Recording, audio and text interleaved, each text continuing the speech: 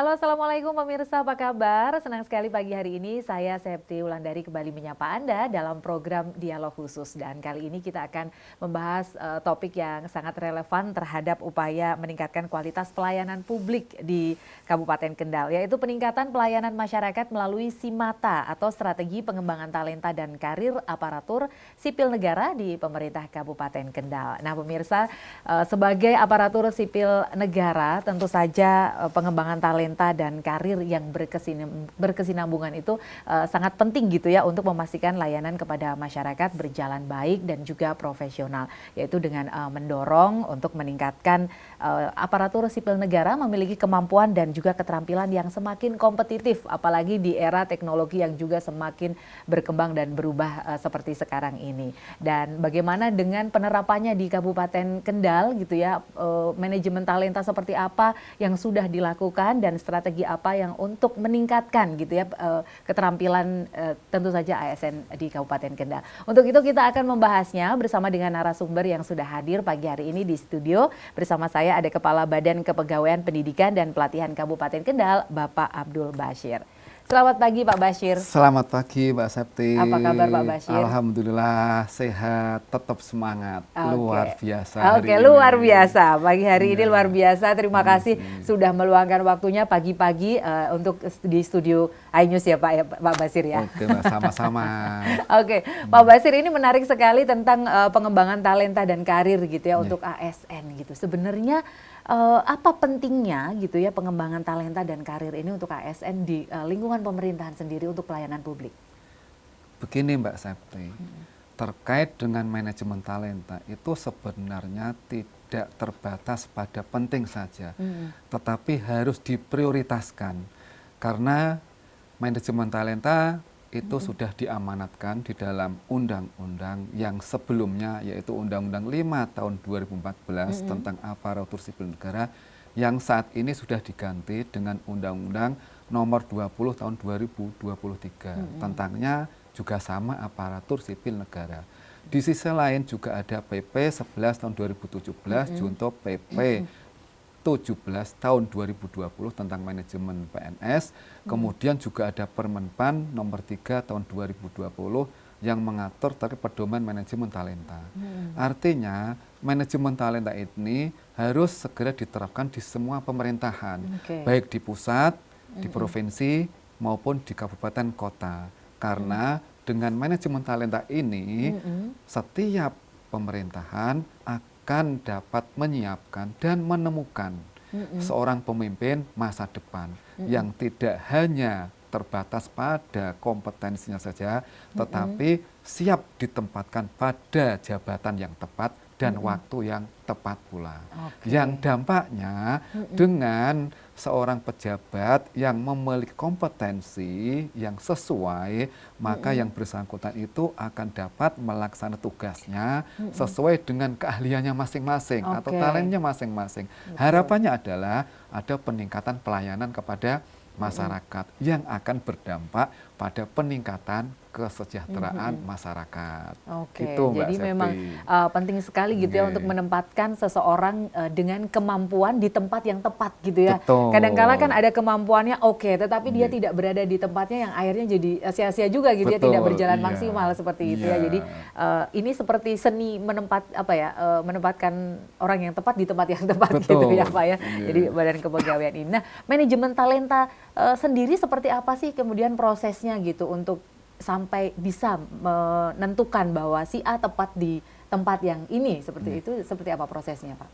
Di dalam Permenpan nomor 3 tahun 2020 itu sudah diatur tahapan-tahapannya.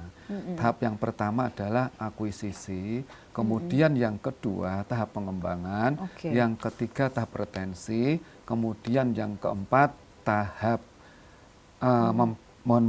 pengembangan sudah, retensi sudah, kemudian penempatan. Oh, penempatan. Ya, penempatan, kemudian yang kelima ada monitoring dan evaluasi. Tahap yang pertama, akuisisi itu adalah bagaimana kita mengumpulkan teman-teman PNS atau ASN untuk berkumpul dalam satu talent, dalam suatu wadah. Tetapi ini dimaknai bukan sebagai penegasan atau pengakuan saja, tetapi adalah sebagai bentuk penghargaan ketika yang bersangkutan itu memenuhi kompetensi, maka harus masuk dalam akuisisi sebagai talent atau PNS yang mempunyai kemampuan atau keahlian. Ketika sudah masuk dalam sebuah talent, maka yang bersangkutan harus dikembangkan. Tahap berikutnya pengembangan.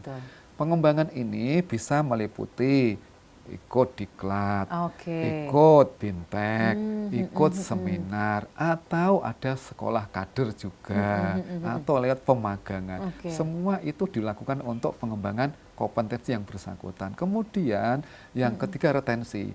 Ketika seseorang yang sudah memiliki kemampuan, kompetensi, maka harus dipertahankan. Jangan sampai ketika yang bersangkutan itu, mohon maaf, tidak dipertahankan, pindah ke OPD lain bisa, atau tertarik dengan pemerintah kabupaten kota yang lain. Itu harus ada retensinya, mempertahankan. Kemudian ketika sudah dipertahankan, maka harus ada penempatan. Penempatan ini harus mempertimbangkan kalau di manajemen talenta itu ada yang namanya kotak manajemen talenta yang dikenal dengan kotak 9 kuadran. Wah, apalagi 1, itu? 2, 3, 4, 5. Nah, 9 kotak kuadran ini itu dihasilkan dari kombinasi antara sumbu X dengan sumbu Y. Sumbu X itu dinamakan potensi atau kompetensi, sumbu Y-nya adalah kinerja. Kombinasi antara kompetensi atau potensi dengan kinerja itu akan menghasilkan sebuah silangan. Contoh potensi. Maka potensi itu dibedakan dalam 3 ukuran. 1 rendah, 2 sedang, 3 tinggi. Untuk kinerja tidak memenuhi ekspektasi, yang tengah sesuai ekspektasi, yang di atas melebihi ya, di atas ekspektasi. Kombinasi ini akan menghasilkan 9 kuadran tadi. Nah, yang bisa dipromosikan adalah yang masuk di kotak 9. Yang berarti yang potensinya tinggi, kinerjanya juga ya seperti itu. Melebihi ekspektasi tadi ya, berarti ada di ujung yang memang yang tinggi semuanya gitu ya. Nah, yang terakhir tadi adalah evaluasi gitu ya, berarti ya evaluasi. Kalau evaluasi ini berarti lebih ke untuk menentukan hasil yang tadi di kotak itu ya Pak, manajemen kotak itu. Evaluasinya adalah ketika yang sudah masuk di dalam kotak 9 itu, ketika tidak dikembangkan kembali, bisa juga bisa turun ke kotak 8, bisa juga turun ke kotak 7. Begitu juga yang kotak 7 atau 8 ketika kita kembangkan dengan ditambahi bintek, seminar, diklat, dia bisa menambah nilainya, melonjak ke 9.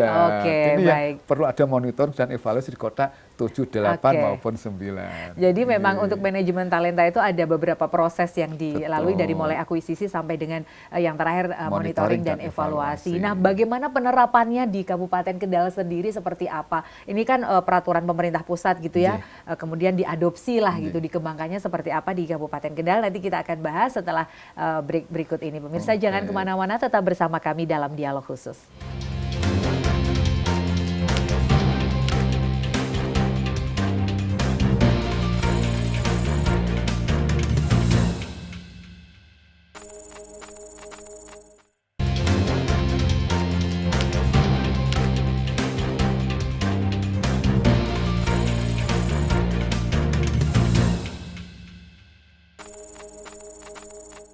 Ya, baik pemirsa, terima kasih Anda masih bersama kami dalam Dialog Khusus. Kita lanjutkan lagi obrolan kita mengenai peningkatan pelayanan masyarakat melalui SIMATA, strategi pengembangan talenta dan karir aparatur sipil negara di pemerintah Kabupaten Kendal. Ya, tadi sudah dijelaskan tentang manajemen talenta ya Pak Bashir ya, dari mulai proses akuisisi sampai dengan yang terakhir di evaluasi tadi. Nah, ini kan berlaku untuk semua pemerintah dari pusat sampai ke daerah harus sudah menerapkan itu ya. Nah, di Kabupaten Kendal sendiri seperti apa manajemen talenta yang diterapkan itu? Secara tidak langsung di pemerintahan Kabupaten Kendal itu sebenarnya sudah melaksanakan manajemen talenta, tetapi tidak tersirat sebagaimana ditetapkan dalam sebuah regulasi.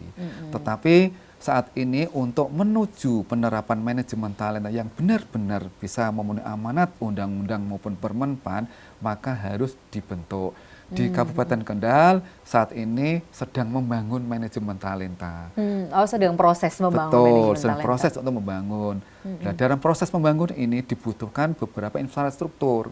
Itu maka sekali lagi begitu panjang yang harus dibutuhkan, sehingga tidak hanya waktu 2 bulan atau 6 bulan atau 1 tahun, tetapi infrastruktur yang harus disiapkan itu diperlukan. Kemudian juga yang paling penting adalah dukungan atau komitmen pejabat pembina kepegawaian, dalam hal ini bupati, yang akan menerapkan manajemen talenta di pemerintah Kabupaten Kendal. Oke, Gitu, Mbak. baik. Nah, infrastruktur yang dibutuhkan itu kan tadi disebutkan memang diperlukan gitu ya, Iya. cukup banyak. Nah, ini infrastruktur untuk pembangunan manajemen talenta di Kendal ini seperti apa sih Pak? Boleh dijelaskan? Infrastrukturnya itu bisa kami bagi menjadi 2.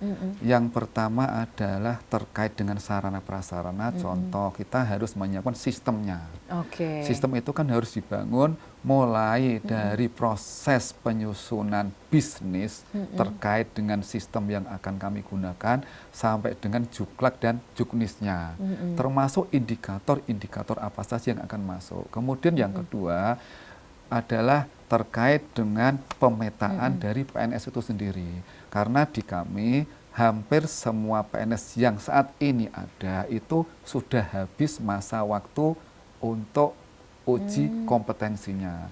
Uji kompetensi yang dilakukan di PNS itu paling lama adalah 3 tahun. Sedangkan kami saat ini adalah sedang menyiapkan bagaimana teman-teman PNS itu bisa mengikuti uji kompetensi, sehingga infrastruktur yang saya sampaikan tadi bisa kami siapkan dalam bentuk pemetaan kompetensi semua PNS. Oke. Gitu. Tapi ini saat ini proses pemetaan kompetensi PNS ini belum semua Betul, mengikuti gitu ya. iya. Ada berapa persen Pak di Kabupaten Kendal yang saat ini maksudnya sudah dipetakan lah gitu? Oke. Untuk saat ini karena kami dalam proses membangun, kami masih dalam sejumlah paling besar itu 5% yang kami siapkan. Karena sekali lagi kami harus menyiapkan semuanya agar bisa berjalan dengan baik. Jangan sampai ketika kami siapkan ternyata di tengah-tengah jalan berhenti. Oke. Maka proses ini kan yang Mbak Septi sampaikan tadi harus berkesinambungan terus. Iya, Maka betul. tahap demi tahap harus kami lakukan agar memang pada saatnya manajemen talenta itu bisa diterapkan di Kabupaten Kendal. Oke, sebenarnya target capaiannya sendiri ya tentu saja untuk penempatan tadi ya, penempatan yang baik, tapi capaian yang dalam jangka pendek dan juga jangka panjangnya ini seperti apa sih dengan adanya manajemen talenta melalui Simata ini tadi Pak? Target pendeknya itu kami siapkan dalam waktu 2 bulan. Kami menyiapkan yang pertama adalah regulasinya. Oke. Aturannya yaitu peraturan bupati. Mudah-mudahan Pak Bupati bisa segera menandatangani regulasi ini itu. masih proses ke situ ya. Kemudian yang kedua, kami harus menyiapkan proses bisnisnya. Kemudian yang ketiga, kami menyiapkan SOP-nya. Setelah 3 komponen ini siap, maka dalam jangka waktu yang pendek akan kami sosialisasikan kepada semua stakeholder atau perangkat daerah yang ada di Kabupaten Kendal. Untuk tahap pertama, kami yang tadi saya sampaikan ke Mbak Septi masih dalam proses pemetaan. Maka 2 bulan ini kami siapkan pemetaannya, bagaimana semua PNS itu bisa memiliki kompetensi, sehingga ketika nanti memiliki kompetensi kami bisa memetakan, si A dengan kompetensi sekian, ini mohon maaf dibandingkan dengan yang lain itu harusnya berbeda, seperti itu. Jadi ini masih memang tahap awal sekali gitu ya Pak untuk proses pembangunan manajemen talenta ini benar-benar baru pemetaan dulu. Itu nanti semuanya seluruh ASN akan mendapatkan kesempatan yang sama di dalam pemetaan ini ya, atau jenjang-jenjang tertentu saja dulu seperti itu? Semuanya memiliki kesempatan yang sama, karena manajemen talenta itu kan sesuai dengan ketentuan itu kan dilaksanakan dengan mempertimbangkan kualifikasi, kompetensi, kinerja, dan kebutuhan organisasi. Sehingga semua PNS itu dengan 4 prinsip itu memiliki hak yang sama tanpa dibeda-bedakan. bedakan. Oke. Karena merit system atau prinsip meritokrasi adalah sebuah kebijakan dalam manajemen ASN yang tidak membedakan. Oke, Seperti itu. baik. Nah ini baru tahap awal pemetaan, tentu saja juga sudah menghadapi banyak tantangan ya Pak ya. Betul, Apalagi ASN juga cukup besar kan jumlahnya di Kabupaten Kendal gitu ya. Nanti mungkin bisa dijelaskan gitu ya tantangannya seperti apa dan target-target setelah ini akan seperti apa gitu ya. Kita akan kembali pemirsa sesaat lagi, tetap bersama kami dalam Dialog Khusus.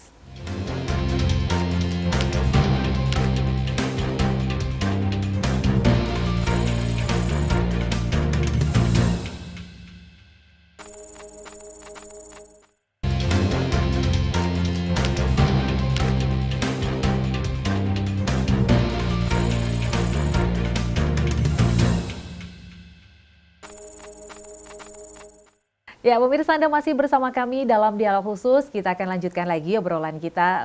Tadi sudah dijelaskan oleh Pak Bashir gitu ya, bahwa proses dari manajemen talenta itu di awal tadi masih proses pemetaan. Tentu saja sudah menghadapi banyak kendala juga gitu ya Pak, karena pemetaan ASN dari berbagai jenjang, jumlahnya juga cukup banyak gitu. Nah, tantangannya seperti apa? Nah, kemudian strategi apa yang dilakukan untuk menghadapi tantangan-tantangan yang dialami gitu dalam manajemen talenta ini, Pak Bashir? Ya, Mbak Septi, terima kasih.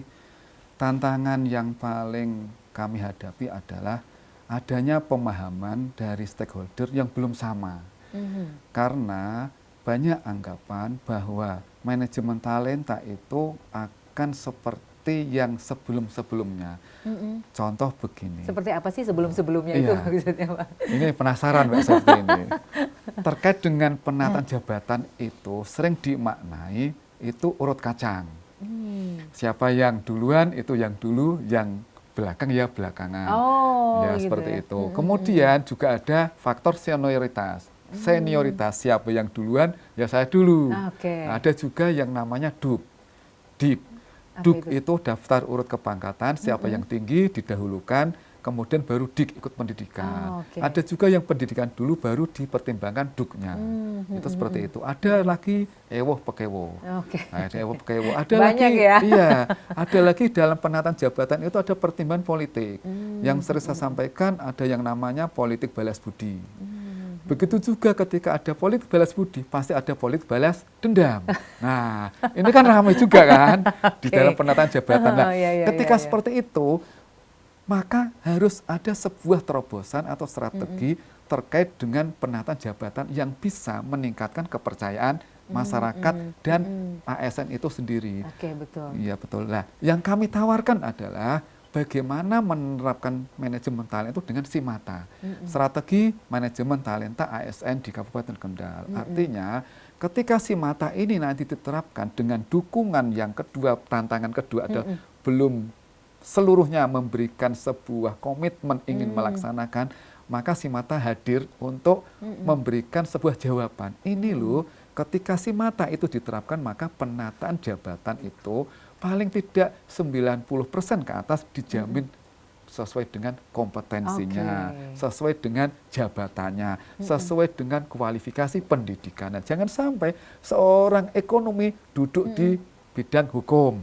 Itu kesulitan. Begitu sebaliknya hukum duduk di bidang ekonomi, maka ini akan memperparah pelayanan masyarakat. Sehingga tujuan yang saya sampaikan di depan ketika manajemen talenta itu adalah menyiapkan dan menemukan pemimpin masa depan, future leaders, maka SIMATA ini adalah sebagai salah satu solusi untuk mewujudkan penataan jabatan yang sesuai dengan harapan masyarakat dan ASN itu sendiri.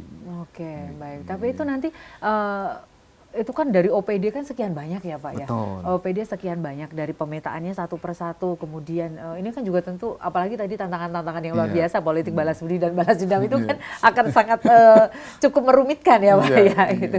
Nah ini sudah ada antisipasi yang dilakukan untuk hal itu? Sudah. Kami di samping sudah menyiapkan antisipasi, contoh antisipasi untuk yang pertama, ketika semua OPD stakeholder itu belum bisa memahami atau belum bisa menerima, kami akan mengadakan atau melaksanakan sosial dengan meyakinkan. Maka sosial yang pertama ketika pemetaan itu sudah siap, kami tampilkan. Ini loh gambarannya, ini kotak 1, kotak 2 sampai kotak 9. Transparan Betul. gitu ya, jadi semuanya bisa lihat. Ya, gitu. sehingga teman-teman dari Opedo itu bisa menerima. Yang dulunya ketidakpercayaan itu tinggi, mudah-mudahan semakin percaya dengan adanya manajemen talenta. Begitu juga komitmen. Komitmen itu harus dibangun. Jangan sampai ketika PNS yang memiliki kompetensi yang tinggi tidak didorong, tidak diberikan motivasi untuk ikut manajemen dalam hal talent scouting, menyiapkan generasi-generasi PNS yang sesuai kemampuannya. Ini jangan sampai tidak didorong, sehingga yang bersangkutan ketika ada sebuah kemampuan, ada keahlian, bisa masuk talent, maka perwujudan dari menyiapkan dan menemukan pemimpin itu bisa ada di waktu yang tepat, di jabatan yang tepat. Itu seperti betul. itu. Ini kan tadi disampaikan masih di awal pemetaan relatif masih kecil ya, angkanya 5% ya, sekitar 5%. Tapi dari 5% itu kan sudah cukup bisa diukur gitu ya antusiasmenya atau seperti tanggapan mereka sendiri gitu dalam proses manajemen talenta ini seperti apa, Pak? 5% itu yang akan kami uji coba di dalam proses sosialisasi tadi, penyampaian informasi terkait dengan manajemen talenta. Tetapi di tahap berikutnya, tadi kan saya sampaikan ada tahap pendek, tahap menengah, tahap panjang. Tahap menengah itu mudah-mudahan sudah mencakup semua PNS untuk ikut uji kompetensi dan bisa kami petakan. Seperti itu, sehingga di tahap panjang itu sudah meliputi semua ASN yang ada di Kabupaten Kendal. Di Kendal itu kan ASN ada 2. Ada PNS sejumlah 6.564, kemudian yang P3K ada 4.000. Kami 10.600 lebih. Totalnya ya. Tetapi untuk kegiatan uji kompetensi kami masih mempertimbangkan ASN selain dinas pendidikan ada guru-guru, karena guru-guru itu kan harus melaksanakan tugasnya sebagai guru yang mencerdaskan kehidupan bangsa. Kemudian yang dinas kesehatan kami tunda dulu karena harus fokus pada tugasnya melayani masyarakat seperti itu. Baik. Nah ini terakhir Pak Bashir, untuk kedepannya harapannya sendiri seperti apa sih untuk hasil dari manajemen talenta ini nanti terhadap ya untuk masyarakat Kabupaten Kendal khususnya. Monggo silahkan terakhir sebagai closing statement. Dengan harapan Mbak Septi, ketika manajemen talenta diterapkan dengan strategi si mata ASN, mudah-mudahan kepercayaan PNS dan kepercayaan masyarakat akan meningkat, sehingga ekspektasi yang semakin tinggi masyarakat dapat terjawab. Baik. Jadi mudah-mudahan dengan manajemen talenta yang sudah diterapkan lah ya, ini proses berjalan, mudah-mudahan nanti sesuai dengan harapan dan ekspektasi Pak Bashir dan teman-teman semua juga gitu ya, dan tentu saja pada akhirnya nanti menjadikan kualitas pelayanan publik di Kabupaten Kendal juga semakin kompetitif dan profesional gitu. Baik, terima kasih Pak Bashir waktunya dan informasinya yang luar biasa. Mudah-mudahan ini bisa bermanfaat untuk pemirsa di rumah dan tentu saja untuk masyarakat Kabupaten Kendal khususnya. Saya Septi Ulandari beserta kerabat kerja yang bertugas undur diri. Terima kasih, selamat pagi, sampai jumpa. Assalamualaikum warahmatullahi wabarakatuh.